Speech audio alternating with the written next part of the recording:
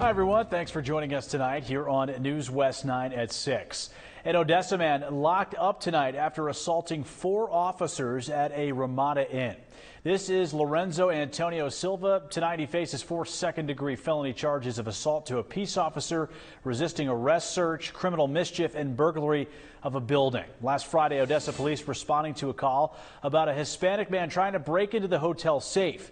When police got there, they tried to arrest Silva for public intoxication, but he began to resist arrest by fighting with the officers and kicked one of them in the groin. Police continued to struggle with Silva, and that's when he got one arm free and then threatened to punch officers. He later hit 2 other officers on the side of their face.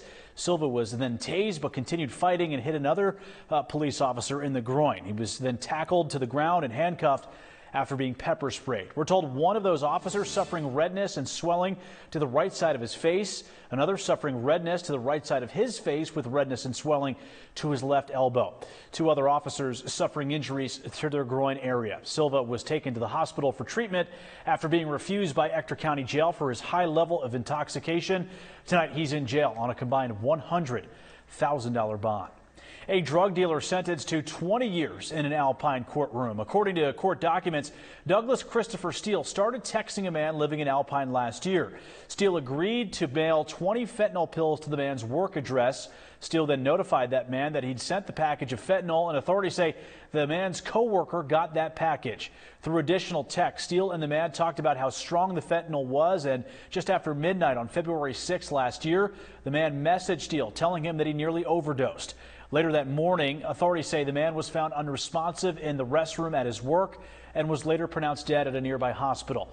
Homeland Security and DPS found envelopes at the victim's home that had been mailed from Steele's address in Colorado. Steele was indicted in Pecos for 2 counts related to fentanyl distribution and was arrested in Denver on May 11th. He pleaded guilty last November.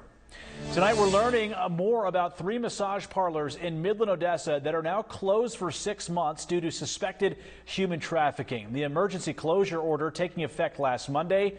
You can expect to see Pattaya Foot Reflexology, Thai Massage, and Sunny Massage to be shut down. This comes as the Texas Department of Licensing and Regulation revealed a range of violations at these locations, along with 5 other massage businesses across Texas. The violations include employees living at the businesses, a lack of required client consultation documents, and advertisement of sexual services. Several employees across the 8 businesses have admitted to providing services with no licensing. Investigators also finding that all the businesses in Texas are owned by the same 3 people.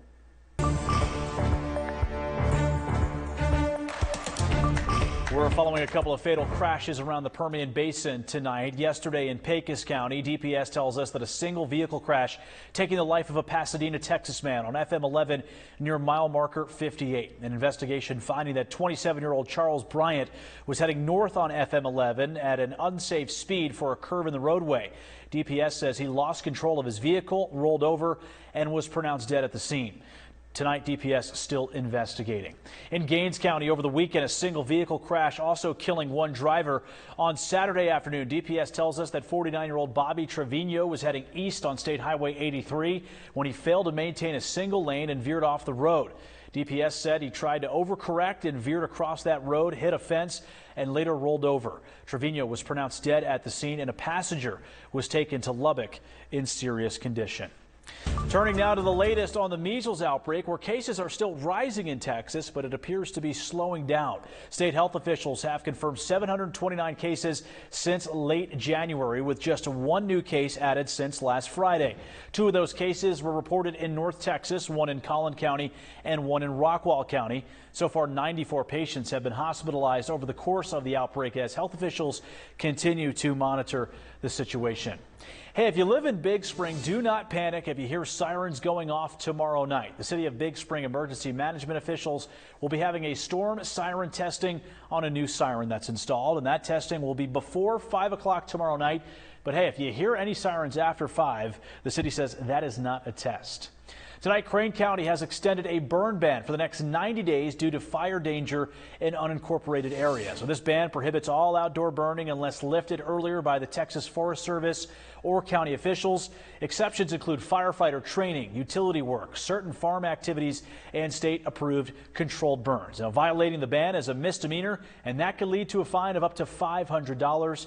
That order passing unanimously.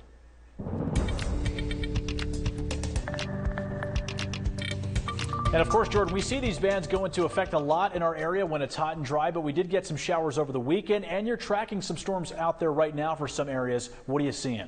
Well, certainly some relief from the heat thanks to that cold front, and we could always use a little bit more rain as long as it's just not severe. And right now, we're actually kind of looking pretty good. All severe warnings have expired, so that's already a good start, although that doesn't mean any of these storms are weak per se. We still have that perfect setup. High humidity, lots of those overcast skies, plenty of moisture coming in from those easterly winds, but those dew points are falling a bit, falling down into the 40s around Fort Stockton and those mid 50s around much of the Permian Basin, as opposed to those mid 60s we saw earlier today. Radar right now is still pretty active though. I'm focused on two areas in particular. One of them, here we go, new severe warning now for Fort Stockton. That is going to be in effect until 6:45 tonight, so about 40 more minutes on that storm. Lots of lightning and actually down toward Big Bend. Now, nothing severe now, but you have a flash flood warning due to how much rainfall they all saw.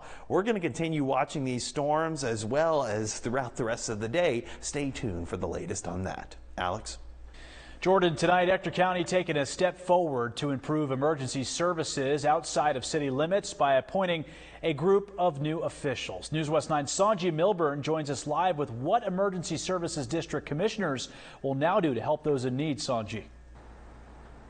That's right, Alex. The goal is to make sure people in rural areas have safer and faster medical care. Today, the Ector County Commissioners Court appointed 5 emergency services district commissioners that will oversee both the fire and EMS districts. In a special ceremony, 5 out of 8 candidates were chosen and sworn into office. You know, this is grassroots. It's beyond politics. This is what our community wanted. It's a position of trust, and we'll earn that. Emergency services districts was created by a group of local citizens called Protecting What Matters to provide services to people living in Odessa's extraterritorial jurisdiction. Currently, we only have volunteer teams in the county, and the city comes out to service the county. And so it is a taxing entity, so the people who voted it in will be paying taxes, and the job of the 5 commissioners is to make sure that money is spent wisely, it's spent frugally. Now that these 5 commissioners are officially in office, they will have to put a structure in place, come up with legal counsel, create a tax rate, and continue to work with other entities in the area. But in the coming years, we will have permanent staff outside of the city limits in the unincorporated areas that can expect quicker response times. Another thing that the citizenry can expect in the coming years is that their homeowners' insurance rates are going to drop. And that is perhaps the biggest one, is we may see a drop, so much so that it offsets the increased taxes that they're going to be paying. Now, the 5 commissioners for each ESD will represent the entire district rather than specific neighborhoods or precincts. Reporting in Midland, Sanji Milburn, News West 9. Sanji, thank you. Hey, heads up for Midland drivers. There's a new roundabout that opened up as of today. The city opening this roundabout during the afternoon as Garfield and Cuthbert. This gives drivers full access to Garfield north of Cuthbert all the way to Golf Course Road. The section of Garfield south of the roundabout that is still under construction. We're told it should be finished by the end of the summer. If you need a refresher on the rules of using these roundabouts, the city has a video with tips on how to navigate safely and what to do if an emergency vehicle approaches, and you can find that information on the City of Midland's YouTube channel. Idea Public Schools will be opening up a new campus in Midland. There will be 1 new campus with 2 schools. First is Idea Paula A. and James Henry Academy and Idea Henry College Preparatory. And these will be open to Midland families in the 2026-27 school year. Idea Henry Academy will serve students in kindergarten through 2nd grade. Idea Henry College Prep, that'll be for 6th grade and 9th grade students through 12th grade. And students' applications will be open up on September 1st. The opening of these 2 new schools is going to mark the first graduating class for Idea Public Schools here in the Permian Basin. I, for one, am enjoying a little bit of cool down. We're in the middle of Jordan. I know the triple digits, they might be coming back soon, so we've got to celebrate these small little wins. And we'll take it as a win, but also we're not in the area getting severe storms because of it. So it's always a give and take around here. Hey, severe update, quarter-sized hail, 60-mile-an-hour winds. You get a full look at how long these are going to last and really the next couple of days. All coming up next.